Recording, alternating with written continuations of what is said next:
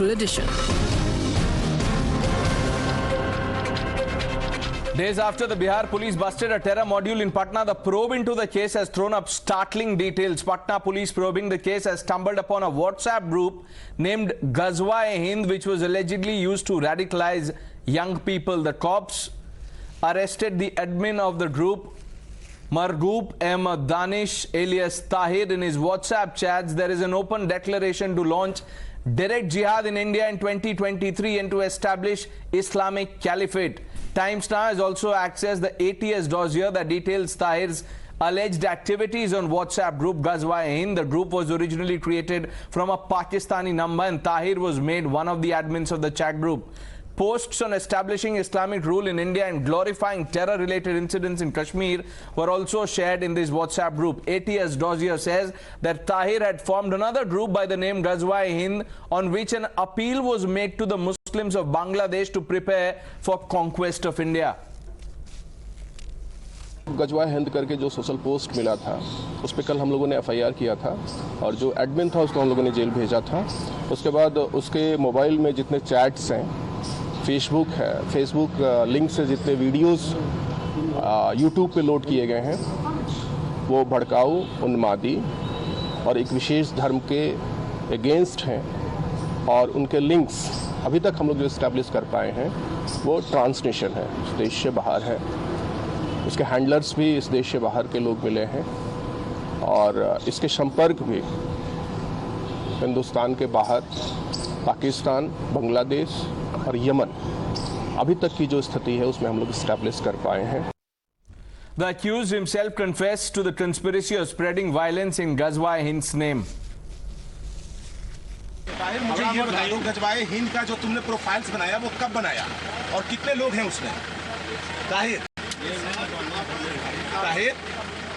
बताओ, ग़ज़वा-ए-हिंद का प्रोफाइल जो तुमने बनाया वो कब बनाया और क्या है उसमें? कुछ कहना चाहोगे आप? कुछ अपना कहना चाहोगे, पक्ष रखना चाहोगे?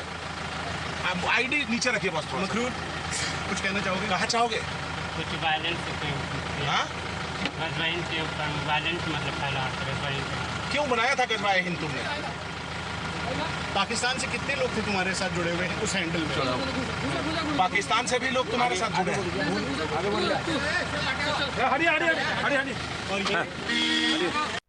Tahir's father has claimed that he is mentally not fit. His medical reports from AIIMS Patna states that the patient is below average in intellectual capacity. However, the Patna police has refuted the claims made by the family. Tahir अब normal था।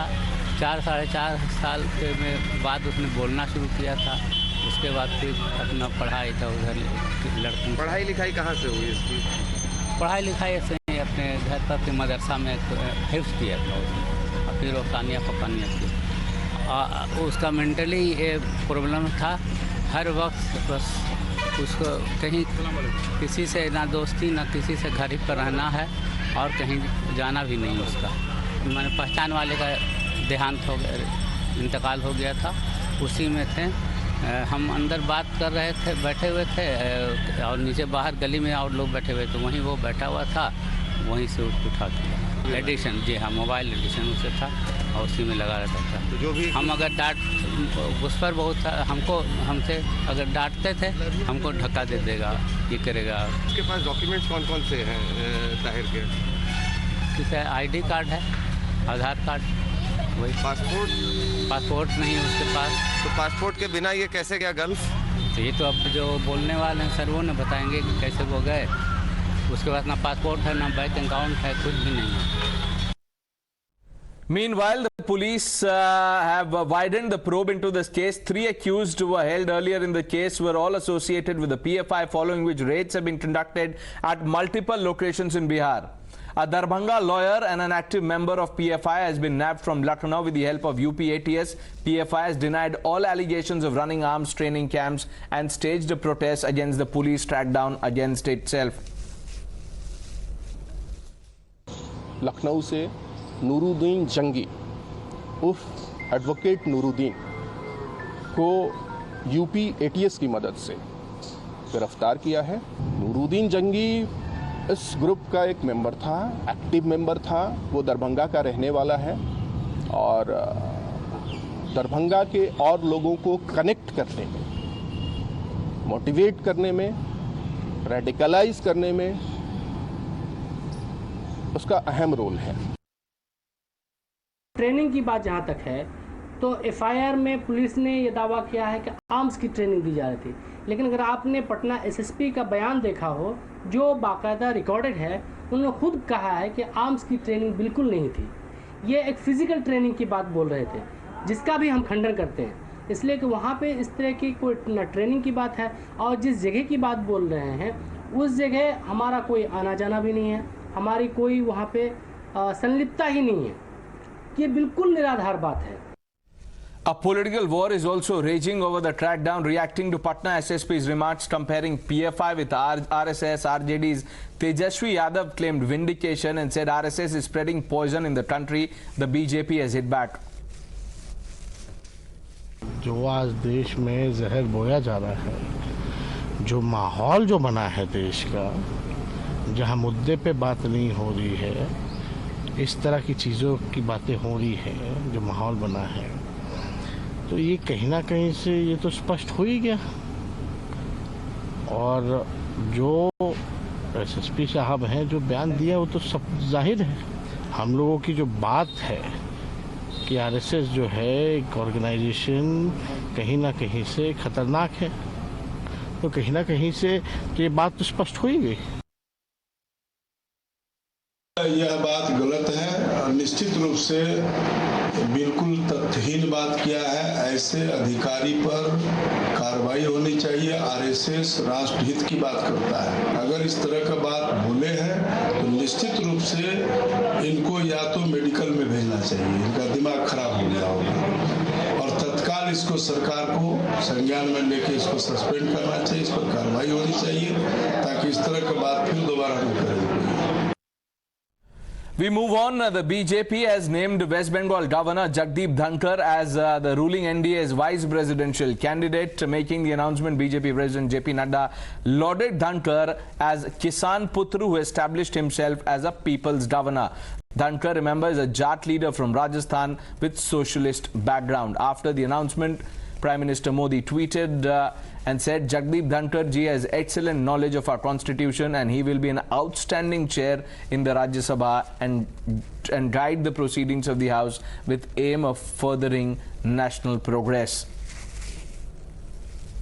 सभी नामों पर गौर करने के बाद हम सब लोग और भारतीय जनता पार्टी की संसदीय बोर्ड इस निष्कर्ष पर पहुंची है कि उपराष्ट्रपति पद के लिए भारतीय जनता पार्टी और एनडीए के प्रत्याशी के रूप में हमारे किसान पुत्र श्री जगदीप धनखड़ जी को हम उपराष्ट्रपति पद के लिए अपना प्रत्याशी के रूप में घोषित करते हैं।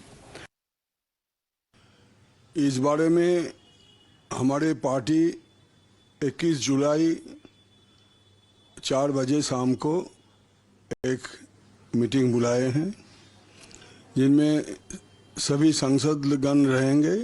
इसके अलावा हमारे पार्टी के जो वरिष्ठ नेता लोग भी रहेंगे, और उस समय जो निर्णय लिया जाएगा कि हम लोग कैसे संसद में कौन सी मुद्दा हम उठाएंगे और उपराष्ट्रपति चुनाव के बारे में हमारा पार्टी का क्या भूमिका होगी, ये निर्णय लिया जाएगा हमारे नेत्री सुश्री ममता बनर्जी के निर्देश पर। उसी दिन पार्टी का निर्णय पता चलेगा। Mr. Roy, how would you respond to this news of Jagdeep Dhankar being the vice presidential face for the NDA? No, I do not know on what criterion Jagdeep Dhankar was chosen. Everybody thought that a minority candidate, maybe Mukhtar Abbas Naqvi, would be chosen, but BJP has stated once and for all that they are not interested in making minorities happen. The only qualification for Jagdeep Dhankar seems to be that he engaged himself in disturbing the elected body. Mr. Saugata Roy, we have seen the relationship that Jagdeep Dhankar has had while he has been the governor of West Bengal. He has had, in a way, a tumultuous one because he has shared his opinions and disagreements with the TMC government as well. How would you respond to that? No, I cannot hear clearly. I'm driving on a road. What is the question? If you speak slowly, I can understand. We move on. After inaugurating the Bundelkhand Expressway in Jalgaon in Uttar Pradesh, Prime Minister Modi launched a scathing attack on what he said was the culture of freebies. He highlighted how distributing revdi hinders vikas in the country.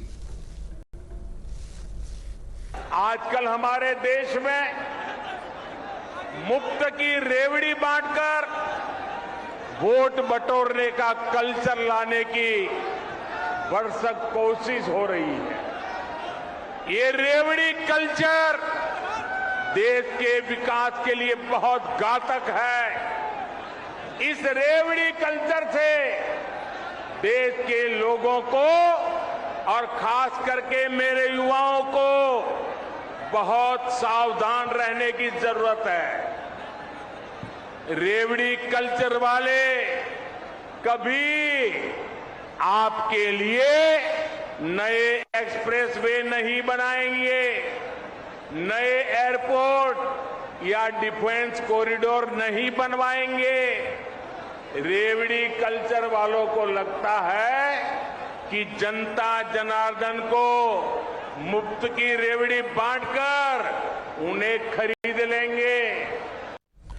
The moments after this speech, Prime Minister Modi faced a strong rebuttal from Delhi Chief Minister and AAP leader Arvind Kejriwal, who highlighted the revdi culture which is hindering growth of the country and said that do not denigrate the Vikas model. मैं बताता हूं आपको free की रेवड़ी क्या होती है और मैं बताता हूं आपको इस देश में फ्री की रेवड़ी कौन बांट रहा है। एक कंपनी है बहुत बड़ी, उस कंपनी ने लोन लिया कई बैंकों से,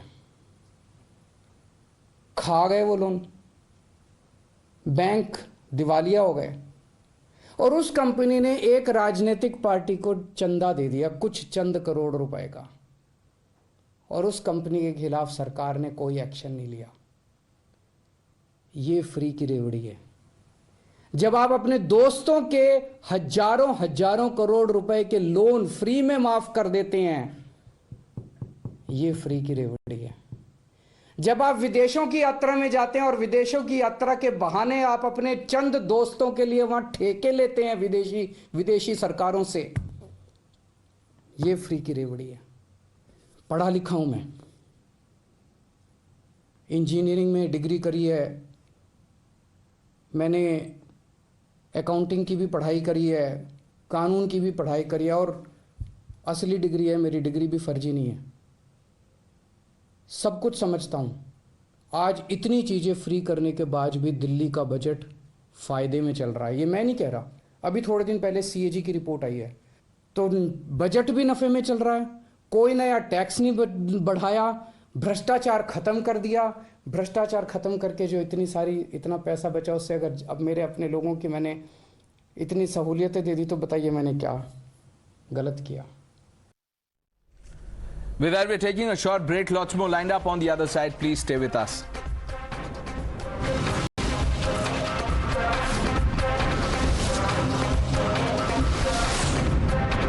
The News Hour Special Edition.